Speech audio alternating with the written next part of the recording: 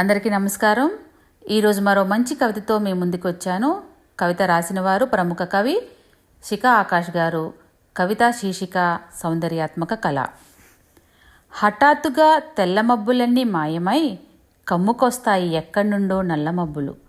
వాటిని వెంటాడుతూ చల్లని గాలి చినుకులు తూనీగల్లా నేలన వాలుతాయి.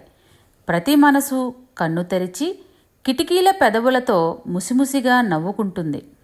చిక్కటి వెలుగు లేచీకటి రాగం ఆలపిస్తుంది. ఎన్ని సంగీత వాయిద్యాలో కచేరీని రక్తి కట్టిస్తుంటాయి. ఫ్యాషన్ ప్యారడేకి వచ్చినట్టు రోడ్డెక్కి క్యాట్వాక్ చేస్తుంటాయి కాలువలు. నేల పొరల్లో నుంచి అత్తరు వేర్లేవో చినుకులకు సుగంధాన్ని పులుముతాయి. పిల్లలు తమ బాల్యాన్ని వానకిచ్చి వానని ఆడిస్తుంటారు కాగిత పడవలెక్కించి.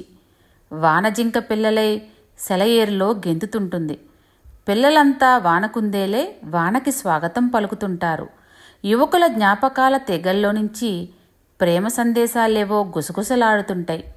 అందరికీ బాల్యాన్ని పంచిపెట్టడానికి కాసేపలా వానపిల్ల వయ్యారంగా తలుకులీనుతుంది. కన్నె కాలేజీల తల్లో తడిసిన జాజిపూల పరిమళం ఊరంతా గుబాలిస్తుంది. యువరక్తం మైమరచి పరిమళాల వెనకే తేనెటీగల్లా వెంటాడుతూ ప్రతి ఇంట వాన కాలక్షేపమై ఆనందమేదో వెచ్చగా గొంతులోకి దిగి కొందరిని వాన కచేరీకి సిద్ధం చేస్తుంటుంది. ఏ మంత్రం వేస్తుందో ఏమో, ఎడారులు కూడా పచ్చగా చిగురులెత్తే విద్యేదో ఊరంతా పంచిపోతుంది. వాన పుట్టినరోజులు సెలబ్రేట్ చేస్తూ ఉరుములు మెరుపులు పిడుగుల కోలాహలం ఒక దీపావళిని మోసుకొస్తుంది.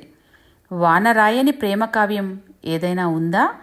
పల్లెలన్నీ మట్టి మనుషుల మహాకావ్యాలని సందడి సందడిగా ఆలపిస్తాయి. దుక్కి దున్ని పాపిట దిద్దిన రైతు నాటిన ఆకుపచ్చని కళలు కళాత్మకంగా సౌందర్యంతో మొలకెత్తుతున్నాయి. అమ్మలాంటి ప్రకృతికి మించిన మహాసౌందర్యం ఏముంది విశ్వంలో? ఈ కవిత నచ్చితే లైక్ చేయండి, సబ్స్క్రైబ్ చేయండి, మీ కామెంట్ని తెలియజేయండి. ధన్యవాదాలు.